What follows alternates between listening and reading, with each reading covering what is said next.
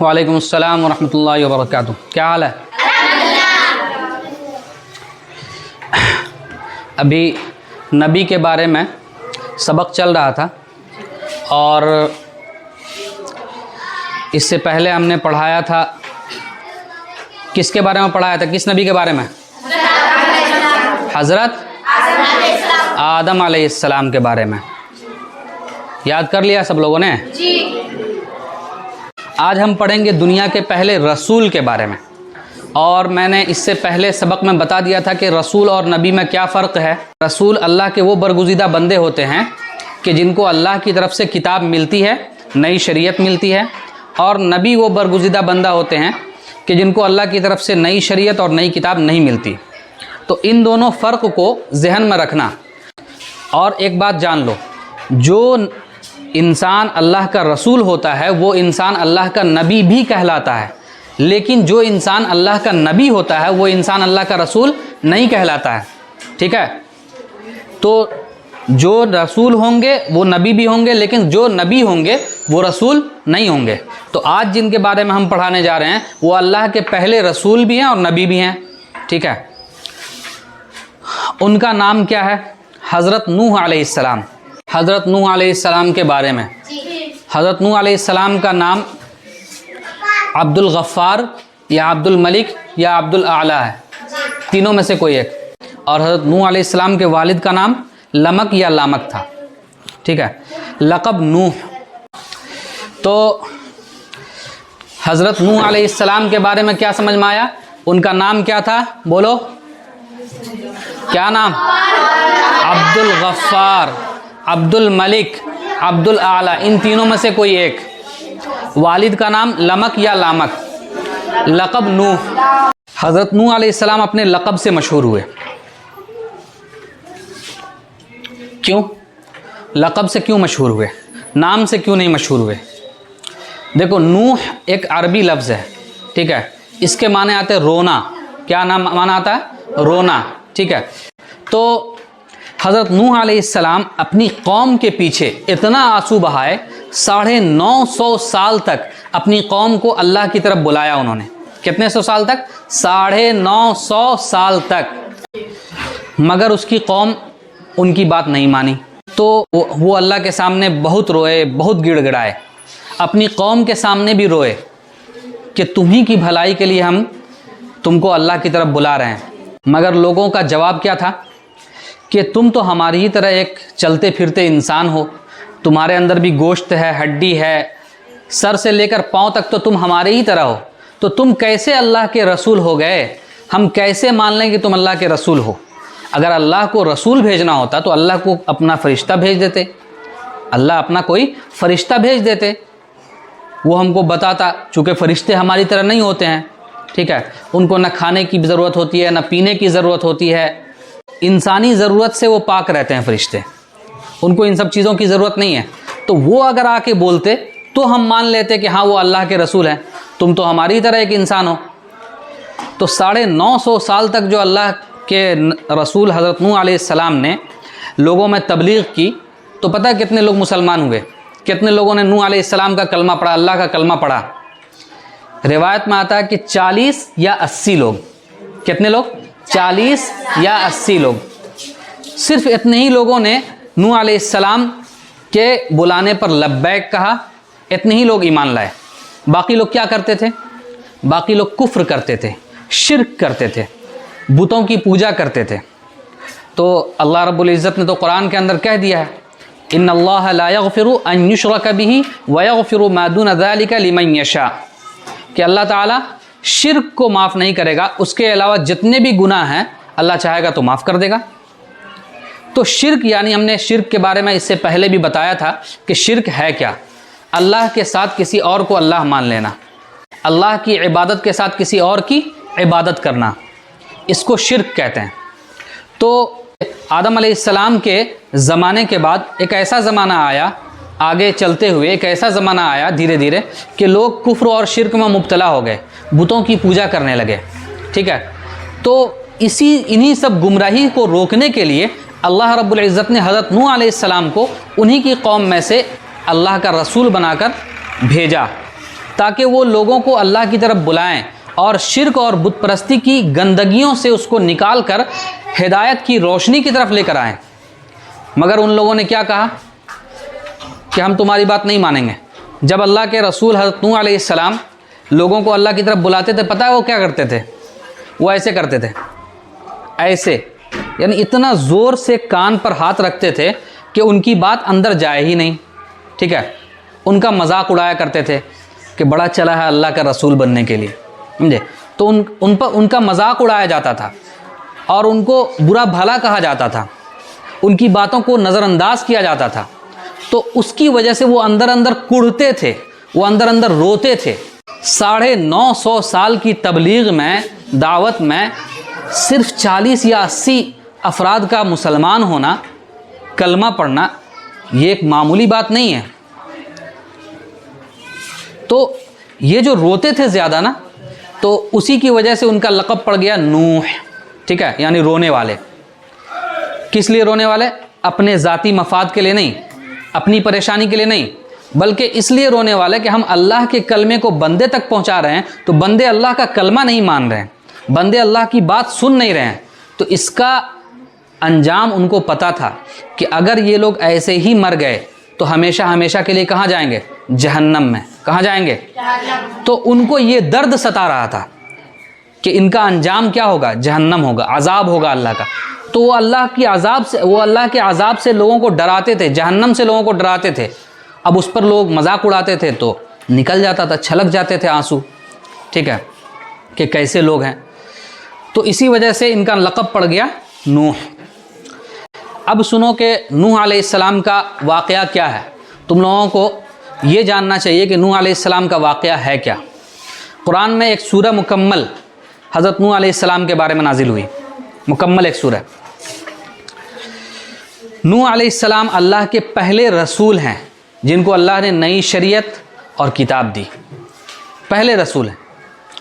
اور حضرت نوح علیہ السلام کو آدم ثانی بھی کہا جاتا ہے۔ کیا کہا جاتا ہے؟ آدم ثانی، یعنی دوسرے آدم۔ پہلے آدم تو وہ جو اللہ کے پہلے نبی اور دنیا کے پہلے انسان، اور دوسرے آدم حضرت نوح علیہ السلام کو کہا جاتا ہے۔ کیوں ان کو آدم ثانی کہا جاتا ہے؟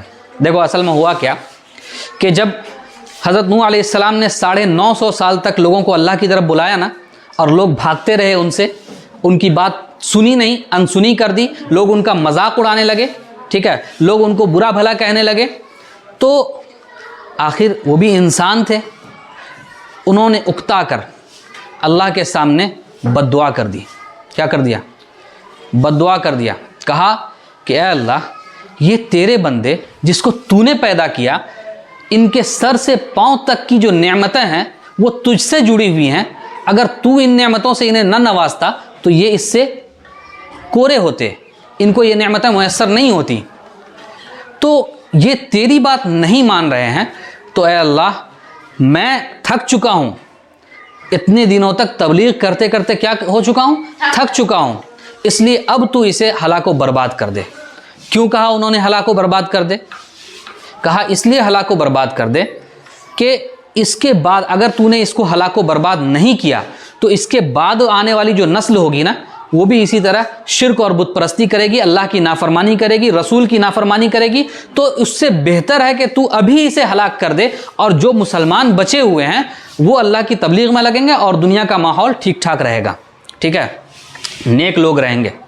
اللہ نے ان کی بد دعا قبول فرما لی اور کہا ایسا کرو، ایک کشتی بناؤ، ایک بہت بڑا ناؤ جس کو کہتے ہیں، کشتی، اردو میں اس کو کشتی کہتے ہیں، ناؤ بھی کہتے ہیں۔ تو بہت بڑی کشتی بناؤ، اور جب وہ کشتی بن جائے تو تم اپنے ان گھر والوں کو لے کر جو تم پر ایمان لائے، اور اپنے ان تمام ساتھیوں کو لے کر جو تم پر ایمان لائے، اس کشتی میں سوار ہو جاؤ، اور دنیا کے انسان، چرند، پرند یعنی جانور، چلنے والا جانور، اڑنے والا جانور، ان تمام جانوروں اور انسان میں سے ایک ایک جوڑا تم اپنے ناؤ میں رکھ لو، اپنی کشتی میں رکھ لو۔ کیوں رکھ لو؟ یہ اس لیے رکھ لو کہ ہم ایک سیلاب لانے والے ہیں, ایک سیلاب ہم بھیجنے والے ہیں, ٹھیک ہے, پوری دنیا میں ایک سیلاب ہم بھیجنے والے ہیں. اس سیلاب کی تباہی یہ ہوگی کہ وہ تم لوگوں کے علاوہ پوری دنیا کو برباد تہس نہس کر دے گا, ٹھیک ہے. تو حضرت نوح علیہ السلام کشتی بنانے لگے. اب کشتی بنا رہے ہیں تو لوگ ان کا مذاق اڑا رہے ہیں کہ پانی تو ہے ہی نہیں, کشتی کہاں چلاؤ گے, ٹھیک ہے, اور تم اتنا جو لمبی کشتی بنا رہے ہو اس کو تم کہاں سوار, اس پر تم کن کو سوار کرو گے, کشتی بہت لمبی تھی. بہرحال حضرت نوح علیہ السلام نے کشتی تیار کر لی.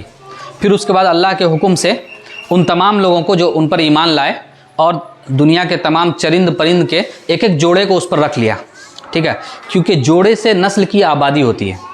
یعنی جوڑے کا مطلب ہوتا ہے نر اور مادہ, نر اور مادہ, یعنی جانور میں بھی نر کو رکھا ایک اور ایک مادہ کو رکھا. انسان میں بھی جتنے 40 یا 80 افراد تھے اتنے آئے, ٹھیک ہے. تو چونکہ نسل کی آبادی بڑھانی تھی اللہ کو, اس لیے اللہ نے کہا تھا کہ ایک ایک جوڑے کو تم اس میں کشتی میں سوار کر لینا. تو جب کشتی پر سوار ہو گئے سب لوگ تو اللہ نے زمین کو حکم دیا کہ تم پانی کا ابال مارو, یعنی زمین سے کہا کہ تم پانی اگلو, اور آسمان سے بھی اللہ نے بارش برسانا شروع کر دیا. نیچے سے بھی پانی, اوپر سے بھی پانی, دھیرے دھیرے دھیرے دھیرے دھیرے دھیرے پورا علاقہ ڈوب گیا. دھیرے دھیرے دھیرے دھیرے کئی فٹ تک پانی اچھال ابال مارنے لگا, کئی فٹ تک پانی ابال مارنے لگا. تو سب لوگ کشتی پر سوار تھے, جو کشتی پر سوار تھے کشتی اس کو بہا کر لے جا رہی تھی, ٹھیک ہے. اب اسی دوران حضرت نوح علیہ السلام کا ایک بیٹا جو کہ کافر تھا, حضرت نوح علیہ السلام کی بیوی بھی کافر تھی, ٹھیک ہے. نوح علیہ السلام کا بیٹا جو کافر تھا اس کا نام کنعان تھا, ٹھیک ہے. حضرت نوح علیہ السلام کے 3 اور بیٹے تھے لیکن وہ مسلمان ہو چکے تھے, حام, سام, یافس. حام, سام, یافس, 3 بیٹے. کون کون؟ حام, سام, یافس.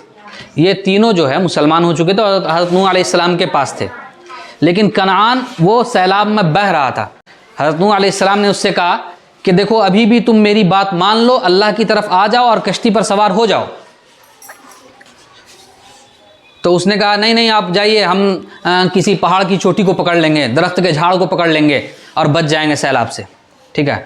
اور اس کشتی کی ایک خصوصیت یہ تھی کہ اس پر کوئی اللہ کا نافرمان بندہ سوار نہیں ہو سکتا تھا, اجازت ہی نہیں تھی, وہ جا ہی نہیں پاتا اس پر. اس کشتی پر وہی لوگ سوار تھے جو اللہ کے فرما بردار تھے, اللہ کے رسول کی بات ماننے والے تھے. تو کنعان تو اللہ کا نافرمان بندہ تھا, تو اس کو اللہ نے سیلاب کے ذریعے بہا دیا اور اس کا کوئی ٹھکانہ نہیں رہا. پھر اس کے بعد کشتی چلتے چلتے 10 محرم الحرام کو جودی ایک پہاڑ ہے, اور وہ پہاڑ ابھی کے زمانے میں ترکی ایک جگہ ہے, ملک ہے, وہاں پر یہ پہاڑ پایا جاتا ہے, برفیلا پہاڑ کہلاتا ہے. وہاں پر وہ کشتی جا کر ٹھہر گئی. اور پھر اس کے بعد دھیرے دھیرے اللہ نے حکم دیا, پانی کم ہوتا گیا, بارش ختم ہوئی, اور پھر اس کے بعد لوگ کشتی پر سے اترے. تو اب سوچو کہ پوری دنیا میں سیلاب آ جانا اور صرف 40 یا 80 افراد کا بچ جانا, تو ایک طرح سے نئی دنیا کی شروعات ہوئی یا نہیں ہوئی نا. جس طرح آدم علیہ السلام کو اللہ نے پیدا کیا اس وقت کوئی انسان نہیں تھا, کوئی انسان نہیں تھا, ہاں جانور تھے لیکن کوئی انسان نہیں تھا, ٹھیک ہے. تو حضرت آدم علیہ السلام کی پیدائش کے وقت جس وقت انسان کی شروعات ہوئی, تو ٹھیک حضرت نوح علیہ السلام کے وقت بھی جب طوفان ختم ہوا تو ایک نئی دنیا کی شروعات ہوئی. تو اسی لیے ان کو آدم ثانی کہا جاتا ہے, ٹھیک ہے. تو سمجھ میں آ گیا, یہ تھا حضرت نوح علیہ السلام کا واقعہ. تو اس واقعے سے جو سبق ملنا چاہیے وہ کیا ملا؟ سبق یہ ملا کہ جو اللہ کی فرما برداری کرے گا, جو اللہ کے رسول کی فرما برداری کرے گا, اللہ اس پر اپنا انعام اکرام برساتا رہے گا, اپنی رحمت برساتا رہے گا. اور جو اللہ کی نافرمانی کرے گا, اللہ کے رسول کی نافرمانی کرے گا, اللہ اس کو اپنے عذاب میں جکڑ لے گا.